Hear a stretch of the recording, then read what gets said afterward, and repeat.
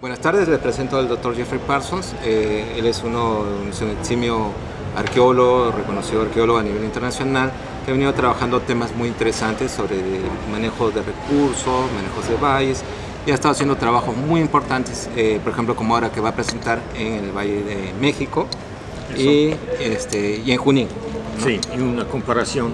Ajá, es una comparación. Bueno, doctor, ¿cuáles son el método que ha empleado? Bueno, los métodos de los dos lugares son es muy diferente, ¿no?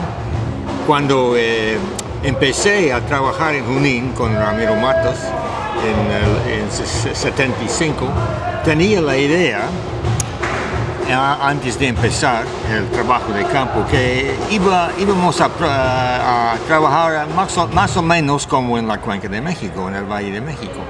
Pero pronto aprendí rápidamente que la situación, el carácter de las ruinas arqueológicas, de los recursos arqueológicos, era tan diferente en Junín en comparación con el Valle de México, que básicamente tuvimos que cambiar rápido nuestra concepción de la metodología del trabajo. Uh-huh. Entonces, pasamos varias semanas en experimentación de varios tipos y por fin, después del primer mes, tuvimos más o menos éxito en llevar a cabo una metodología, bueno, más apto para el trabajo en Junín.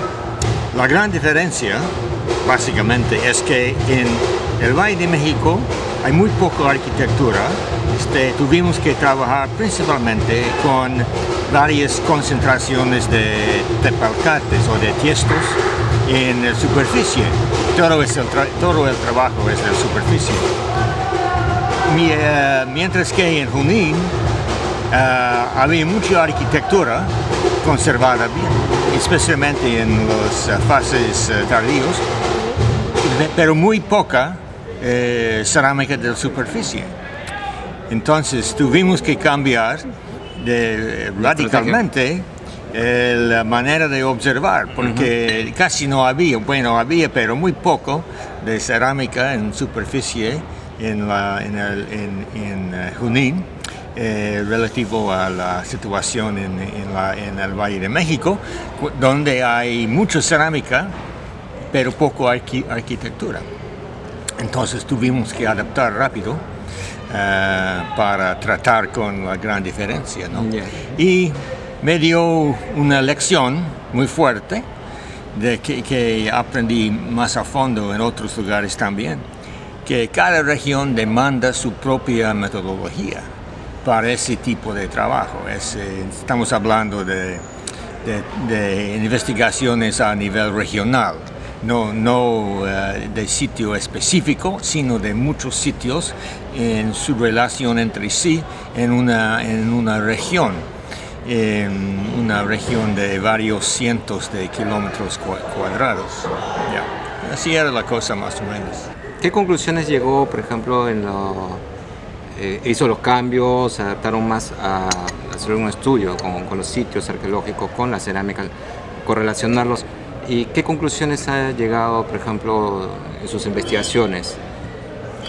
Bueno, en el caso del Valle de México, tuvimos la gran ventaja de tener, al principio de empezar el trabajo, de tener una secuencia cronológica más o menos bien definido,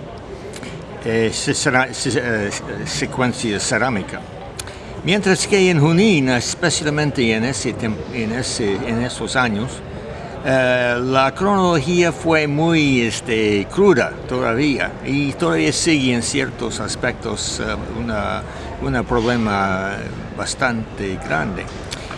Por eso, en Junín nunca pudimos dividir el tiempo en una manera tan fina como pudimos hacer en la Cuenca de México, en el Valle de México. Entonces,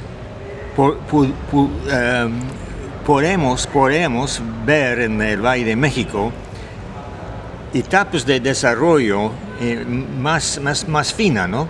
Entonces, por ejemplo, en el caso del desarrollo del gran civilización teotihuacana, la civilización de la época clásica en esa cronología, mediados del primer milenio después de Cristo, pudimos ver toda una serie de etapas del milenio o de 1500 años antes de su urbanización de Teotihuacán, en una zona bastante amplia.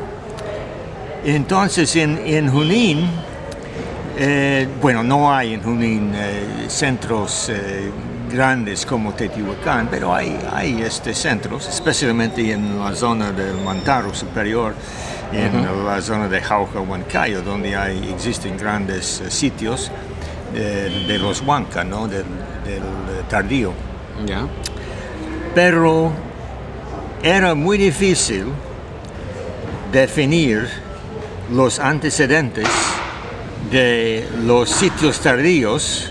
Solamente tuvimos una sola época de 500 años, que es muy cruda, ¿no? Es muy ancha.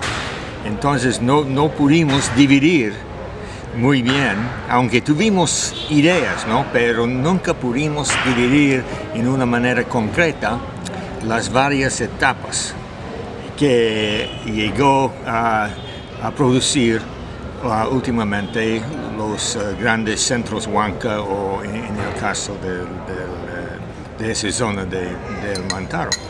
Entonces, en las dos regiones tuvimos gran ayuda de las fuentes etnohistóricas. En el Valle de México tenemos toda una serie de observaciones desde las entradas de los españoles en 1520, 21, 19, y los varios observadores que vinieron un poco más tarde. Otro soldado español, Bernal Díaz del Castillo, ofreció buenas descripciones también del mero momento en que llegaron los españoles. Y un poquito más tarde las obras de Sahagún y de varios otros españoles, algunos religiosos, otros naturalistas, nos han ayudado bastante. Y en el caso del Mantaro, tenemos otra serie de documentos etnohistóricos, sobre todo sobre los Huanca. Entonces, con estos datos etnohistóricos, en combinación con la información arqueológica, nos ofrece en las dos regiones, especialmente para la época tardío, ¿no? De los últimos 2 o 3 siglos antes de los europeos, nos ofreció una visión más amplia, ¿no? de cómo eran las cosas.